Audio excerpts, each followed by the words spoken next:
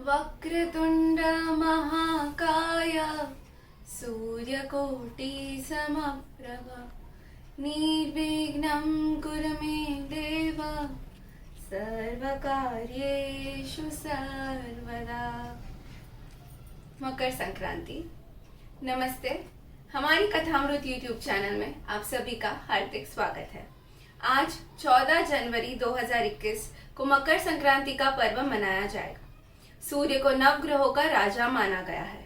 इनसे गोचर को ही संक्रांति कहते हैं।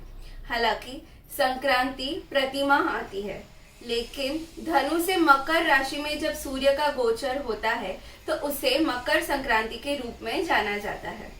इस बार शुभ मुहूर्त सुबह 8:05 पर शुरू हो रहा है, जो रात्रि 10:46 तक रहेगा। इस दिन से कई मांगलिक कार्य शुरू हो जाते हैं। गांवों में इसे लेकर विशेष मान्यता है। कहा जाता है कि एक दीपक और 14 कोड़ियों के साथ इस दिन पूजा करने से घर में धन, सुख, समृद्धि आदि का वास होता है। आइए जानते हैं क्या है यह मान्यता है। दरअसल दिसंबर माह में सूर्य जब धनु व मीन राशि में गोचर करते हैं तो खर मास या मल मास का प्रारंभ होता है। वहीं जब सूर्य का धनु से मकर राशि में ग्रह परिवर्तन होता है तो उसे मकर संक्रांति कहा जाता है। हिंदू धर्म में मकर संक्रांति को बेहद ही शुभ माना जाता है। इस दिन के बाद से कई मांगलिक कार्य शुरू हो जाते हैं। आज भी ग्रामीण स्थानों पर इसी दिन विशेष परंपरा के साथ पूजा पाठ की जाती है।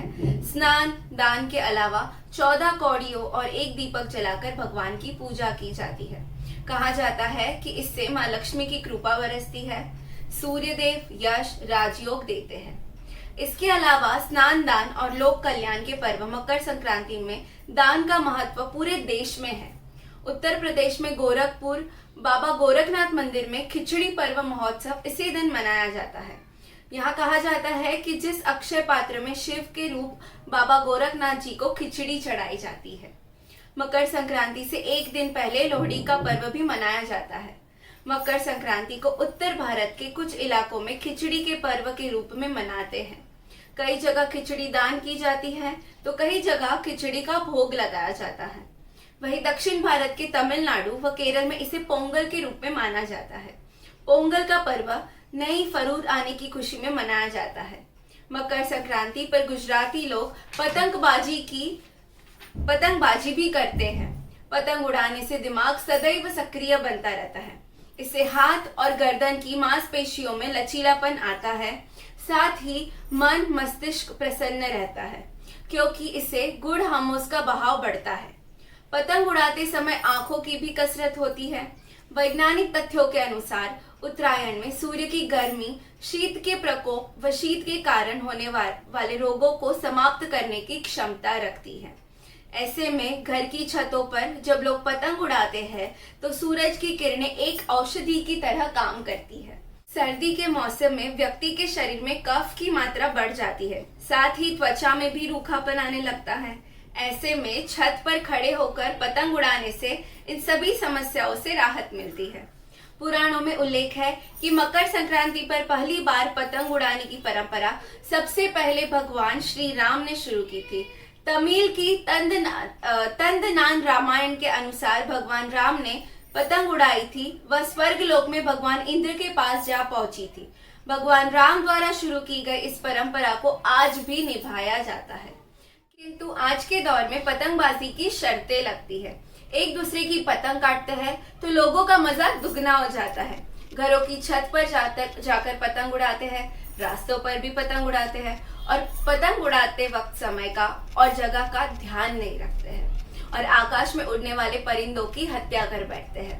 अनजाने में और राह चलते लोगों की गर्दनें भी कट जाती है। इतना ही नहीं, खुद की भी जान गंवा बैठते हैं। छतों से गिर जाते हैं, रास्ते पर भागते हैं पतंग काटने के लिए, तब एक्सीडेंट भी हो जा सकता है। तो हमारा आपसे नम्र निवेदन है, हाथ जोड़कर, कि कृपया खुले मैदान में जाकर पतंग उड़ाइए, पंछियों का ध्यान रखें और अपना भी ध्यान रखें और अपने परिवार के सदस्यों का भी ध्यान रखें। आइए जानते हैं संक्रांति के महत्व के बारे में। आज के दिन सूर्य देवता को लाल वस्त्र, गेहूं, गुड़, मसूर दाल, तांबा, स्वर्ण, सुपारी, लाल फूल, नारियल, दक्षिणा आदि अर्पित किया जाता है। मकर संक्रांति के पुण्य काल में दान करने से अक्षय फल की प्राप्ति होती है। पवित्र नदियों में स्नान, गुड़, तिल, खेड़ी, गजक आदि का प्रसाद बांटा जाता है। सुबह जल में गंगाजल, सुगंध, तिल, सर्व औषधि मिलाकर स्नान करें। स्नान करने के दौरान गंगे च यमुने चैव गोदावरी सरस्वती नर्मदे सिंधु कावेरी जलेस्मिन् सन्निधि कुरु, इस मंत्र को पढ़ें। भगवान विष्णु और माँ लक्ष्मी की पूजा करें।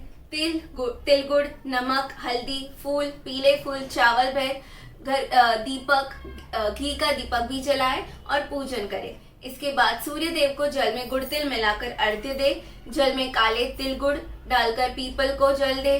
जरूरतमंदों को तिल गुड़, चावल, नमक, घी, धन, हल्दी जो भी भगवान को भेंट किया गया वह दान कर दे। सूर्य पुराण, शनि स्तोत्र, आदित्य हृदय स्तोत्र, विष्णु सहस्त्र नाम का पाठ करना लाभकारी होगा। हरियाणा और पंजाब में लोहड़ी के नाम से यह त्योहार मनाया जाता है और लोहड़ी लोकगीत गाते हैं। बंगाल में गंगा सागर पर बहुत बड़े मेले का आयोजन होता है। बिहार में खिचड़ी के नाम से जानते हैं। असम में माघ बिहू और भोगाली बिहू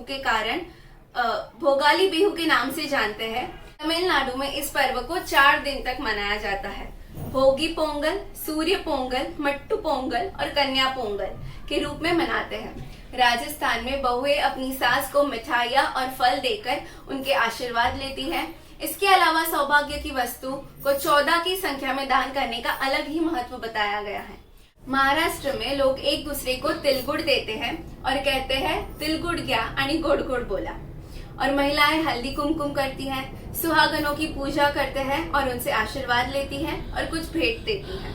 नेपाल में अच्छे फसल के लिए ईश्वर को धन्यवाद देते हैं और फसल का त्योहार या फिर किसानों के त्योहार के रूप में भी जाने जाते हैं। हमारी यह कथा आपको यदि अच्छी लगी हो तो कृपया हमारी चैनल कथामृत को लाइक, शेयर और सब्सक्राइब जरूर कीजिएगा। और हाँ, इस बार पतंग उड़ाते वक्त दूसरों का, खुद का व अपने परिवारों का जरूर से ध्यान रखें और पंछियों का भी ध्यान रखिए। तिलगुड घ्या आणि गोड गोड बोला। आमच्या चॅनलला आपल्या सर्वांची पसंती लाभू द्या। धन्यवाद।